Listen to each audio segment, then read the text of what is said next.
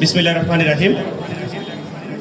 Deogaon Bakultala degree কলেজের আজকের এই একাদশ শ্রেণীর নবাগত ছাত্রছাত্রীদের ওরিয়েন্টেশন কোর্সের উদ্বোধনী অনুষ্ঠানে উপস্থিত রয়েছেন। সম্মান করি যে একাদশ শ্রেণীর যে ছাত্রী কথা বলেছেন, তারপরে দ্বাদশ শ্রেণী আরেকজন কথা বললেন, সম্মানিত শিক্ষকবৃন্দ কথা বললেন। সকলের কথাগুলোতেই এত সুন্দর করে কথা বলেছেন। আমার মনে হয় আমি যখন স্টুডেন্ট ছিলাম হয়তো আমি এত সুন্দর করে আপনাদের মতো কথা বলতে পারিনি। এই জন্য আমি আপনাদেরকে আমি বিশ্বাস করি যে আসলে বর্তমান যুগের ছেলেমেয়েরা আমাদের যুগের চেয়ে অনেক বেশি এগিয়ে আছে পড়াশোনায় এবং সব দিক দিয়ে। আমি কিছু স্মৃতিচারণ করব, কিছু উপদেশও দিব, যেহেতু আমি তোমাদের অনেক অগ্রজ। পাশাপাশি আমি সামগ্রিক বিষয় নিয়ে কিছু কথা বলবো, একটু সময় নিব যেহেতু তোমাদেরকে পেয়েছি। পাশাপাশি আমি কিছু বলে নেই যে আমিও টিচার ছিলাম এক বছরখানেকের মতো ঢাকা সিটি কলেজে। তো এই জন্য সবাইকে পেয়ে আমার নিজেরও ভালো লাগছে যে আমি আবারও মনে হয় একাদশ শ্রেণী এবং দ্বাদশ শ্রেণী ওইখানে আমি দুইটা চারটা ক্লাস নিতাম মনে আছে আমার সপ্তাহে, আর বাকিগুলো অনার্সে ছিল।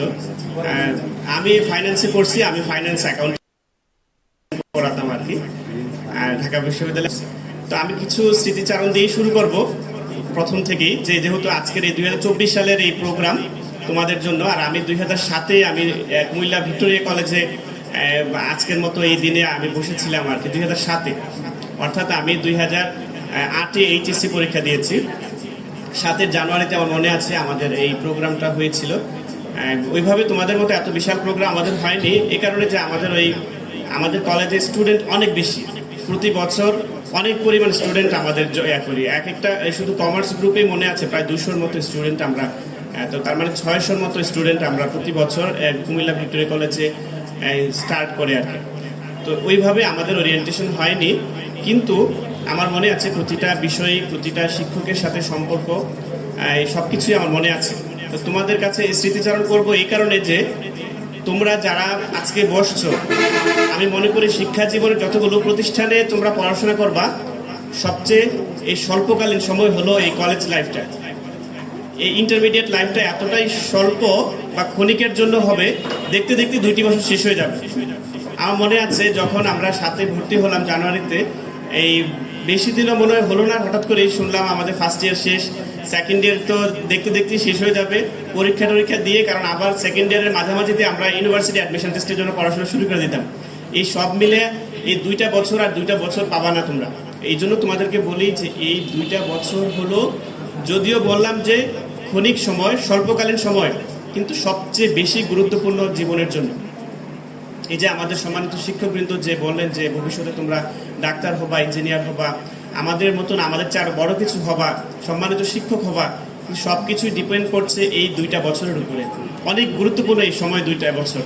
তো এই জন্যই বলছি যে কেউ যদি এখানে এসে মনে মনে ভাবছো যে আজকে কি আমরা কলেজে পড়ি, আমরা হাসি খুশির সময়, আমরা বড় হয়ে গেছি, এই চিন্তা ভাবনা করলে তোমরা পিছিয়ে যাবে। বরং আজকে থেকে তোমাদের মনের মধ্যে অনেক চিন্তা ভাবনা অ্যাড হওয়া উচিত। চিন্তা ভাবনা কিসের? আমি বড় হতে হবে। এই যে আমার শিক্ষকরা গুলো কথা বলেছেন, আমরা যে কথা শুনেছি সবার কাছ থেকে, এই যে বড় হওয়ার যে তাড়না, এটা এখনই শুরু হবে, আজকে থেকে। যারা প্রথম ভর্তি হলো, যারা দ্বাদশ শ্রেণীতে আছে, তাদেরকেও বলবো এখনই সময়। এই সময়কে কেউ যদি ভালো করে ইউজ না করতে পারে, তাহলে জীবন তাদের জন্য ভালো কিছু হবে না। ফাউন্ডেশন ভালো না হলে তুমি 1000 চেষ্টা করলেও ভালো কিছু করতে পারবে। আমার অনেক বন্ধু বান্ধব আছে, আমি ঢাকা বিশ্ববিদ্যালয়ে পড়াশোনা করেছি। এই তোমাদের এই উত্তরবঙ্গেরই কয়েকজন আমার বন্ধু কাছেরই ছিল, এদিকে পঞ্চগড়, তারপরে অন্যান্য জায়গার আছে। তো অনেকে দেখেছি এই কিছু কিছু ক্ষেত্রে আমাদের যে একটু ঘাটতি ছিল। কি ঘাটতি ছিল? আমার বাড়ি, আমি বললাম আমার বাড়ি কুমিল্লায়। আমাদের ওইদিকে পড়াশোনার স্টাইলটা হয় এরকম, বিশেষ করে যারা আমরা এই কলেজগুলোতে, ভালো কলেজগুলোতে পড়ি, তাদের এই পড়াশোনাগুলো এরকম হয় যে আমরা ফার্স্ট ইয়ার থেকেই চিন্তা ভাবনা করি যে ঢাকা ইউনিভার্সিটিতে পড়তে হবে, ভালো ইউনিভার্সিটিতে পড়তে হবে। এটা আমরা ইন্টারমিডিয়েট ফার্স্ট ইয়ার থেকে চিন্তা ভাবনা করি। আমার মনে আছে আমরা এই একটা গ্রুপ হয়ে গিয়েছিলাম, যারা বসে বসে আমরা অ্যাডমিশন টেস্টের বইগুলো কিনে ফেলছিলাম সবগুলো, প্রতিটা সাবজেক্টের একটা করে বই কিনছিলাম ইন্টারমিডিয়েট ফার্স্ট ইয়ারে। তো ফার্স্ট ইয়ার এবং সেকেন্ড ইয়ারে আমার ইউনিভার্সিটি অ্যাডমিশন টেস্টের এক সেট বই শেষ হয়ে গিয়েছিল। যখন আমরা এই ইউনিভার্সিটি অ্যাডমিশন টেস্টের জন্য কোচিংয়ে ভর্তি হলাম, তখন আমরা নতুন নতুন বই পড়তাম। তখন সবাই যখন বেসিক বই পড়ে, আমরা তখন অ্যাডভান্সড বই পড়ি। এই যে এগিয়ে থাকাটা, এটা আমাদের শুরু হয়েছিল আমাদের শিক্ষকদের কল্যাণে। আমার যেমন অ্যাকাউন্টিং স্যার ছিলেন মনির স্যার আমাদেরকে বলছিল যে এই অ্যাকাউন্টিংয়ের বইটা অ্যাডমিশন টেস্টের জন্য ভালো, তোমরা এটা বইটা কিনে পড়ো। আর আমার ইংরেজির যে ম্যাডামের গল্প না বললেই নয়, এই সুযোগ যেহেতু পেয়েছি, ম্যাডাম তো আমাদেরকে যখনই কোনো কিছু পড়াতো, প্রতিটা প্যাসেজ হোক, গ্রামার হোক, যাই পড়াতো সব কিছু আবার সে লিঙ্ক আপ করতো অ্যাডমিশন টেস্টের সাথে। কারণ প্রতি বছর ওনার অনেক স্টুডেন্ট আমরা ঢাকা ইউনিভার্সিটি মেডিকেল ইঞ্জিনিয়ারিংয়ে চান্স পায় প্রতি বছর। ওনার টার্গেট ওইভাবেই থাকে যাতে ছেলে মেয়েগুলো এখান থেকে শেষ করে ওইটাও ভালো করতে পারে। প্রতিটা ওয়ার্ড মিনিং দিয়ে সে মিনিংও পড়াতো, আবার একটা করে সেন্টেন্স শিখাতো। আর ওনাকে সবাই খুব ভয় পেত আমাদের কলেজে, ইনক্লুডিং মি। মজার কাহিনী কি জানেন, আমার সবচেয়ে বেশি, আমার জীবনে যত টিচার আছে তার মধ্যে সবচেয়ে বেশি আমার জীবনের যে যার প্রভাব বেশি, সে হলো আমার এই ইংলিশের এই ম্যাডাম। ইভেন সে আমাকে তখন বলেছিল, তুমি যখন বিয়ে করবা, বিয়েতে আমাকে উকিল দিবা। হ্যাঁ, আমার আসলে সে আমার বিয়েতে উকিল মা, সে আমার এখন আমার বাড়িতে আসে, সবসময় যোগাযোগ আছে। এটি বলার উদ্দেশ্য হলো শিক্ষক এবং ছাত্রের সাথে যে সম্পর্ক, এই সম্পর্কটা কিন্তু খুবই গুরুত্বপূর্ণ। এটা শুধু তোমার এই ইন্টারমিডিয়েট পড়ার জন্যই গুরুত্বপূর্ণ তা না, তোমার ভবিষ্যতের জন্য গুরুত্বপূর্ণ।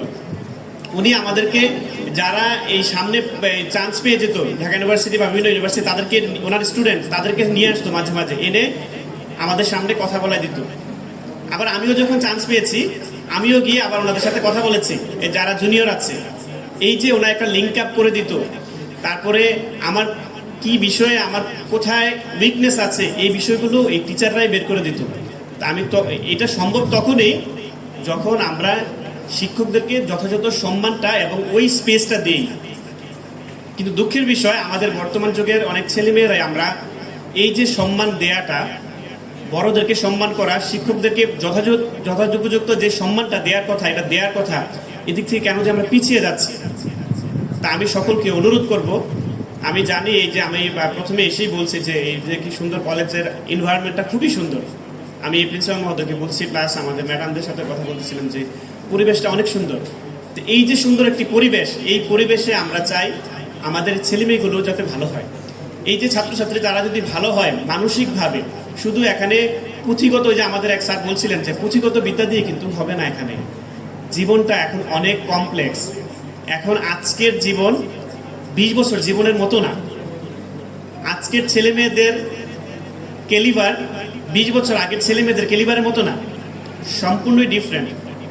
আজকে যে ছেলেমেয়েরা, যতজন ভালো ছেলে মেয়ে, যে আপনি যদি হিসাব করেন যে কয়জন ছেলে মেয়ে আছে যারা খুবই মেধাবী, আগামী গত 20 বছর আগে যারা ছিল এই সমান পাবেন না। আমি 2006 এসএসসিতে জিপিএ 5 পেয়েছিলাম। তো আমার মনে আছে, আমি আমার এলাকায় কি আমার দাউদকান্দি উপজেলায় প্রথম কমার্সে A+ পেয়েছিলাম। আমি কমার্স নিয়েছিলাম, যদিও আমি যাই হোক ওইগুলো অনেক হিস্ট্রি, অনেক সময় লাগবে।